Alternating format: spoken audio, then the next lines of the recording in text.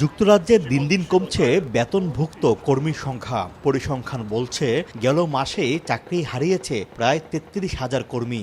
গত ৪ বছরের মধ্যে দেশটিতে বেকারত্বের হার সর্বোচ্চ।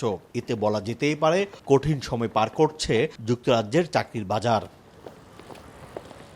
বিশ্লেষকরা বলছেন আন্তর্জাতিক বাণিজ্য নীতির অস্থিরতার পাশাপাশি ইউরোপ থেকে যুক্তরাজ্যের বিচ্ছেদ এই সংকটকে আরও ঘনীভূত করেছে। একই সঙ্গে এই পরিস্থিতির জন্য রাজনৈতিক অনিশ্চয়তাকেও দায়ী করছেন অনেকে। ওয়েস্টার্ন কান্ট্রিগুলো যখন ফাইন্যান্সিয়াল প্রবলেম ফেস করবে, আমরা ইউকের মধ্যে আমরা এটা ফেস করব। কিন্তু ইউকের মধ্যে সবচেয়ে বড় প্রবলেম হয়েছে আমরা এখনও ব্রেক্সিট থেকে উঠে আসতে পারি নাই। ইনফ্লেশন আছে, আমাদের অনেক ইন্ডাস্ট্রি আছে, যেমন রিটেল ইন্ডাস্ট্রি, আবার হসপিটালিটি ইন্ডাস্ট্রি, আমরা এখানে ভালো করছি না। এখন এইসব সেক্টরে যদি আমরা ভালো না করি, আমাদের ওভারঅল গ্রোথ আসবে না এবং এইখানের মধ্যে এমপ্লয়মেন্টের মধ্যে এটার এফেক্ট পড়বে। দক্ষতার অভাবেও বেকারত্বের হার বাড়ছে বলে মনে করছেন অনেকে। অন্যদিকে অত্যাধিক ব্যয় ও ট্যাক্সের চাপে সংকুচিত হচ্ছে ব্যবসায়িক ব্যয় পরিকল্পনা। এই কারণে উদ্যোক্তা ও মালিকদের মধ্যে কর্মী নিয়োগে অনীহা বাড়ছে।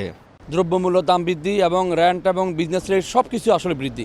এগুলো বৃদ্ধি হওয়ার কারণে যেখানে আমরা 5 জন দিয়ে স্টাফ দিয়ে চালাতাম একটা ব্যবসা, সেখানে 3 জন দিয়ে আমরা চালানোর চেষ্টা করি। ব্যবসা ডাউন, জিনিসপত্র দাম বেশি, সেজন্য আমরা এই জায়গায় স্টাফ কাট করতে হচ্ছে। বিকজ সার্ভাইভ করতে হলে একটা ওয়ে আউট, আমরা স্টাফ কাট ছাড়া আমাদের কোনো ওয়ে আউট আমরা খুঁজে পাচ্ছি না। যুক্তরাজ্যের মধ্যে সর্বোচ্চ বেকারত্বের হার বার্মিংহাম শহরে।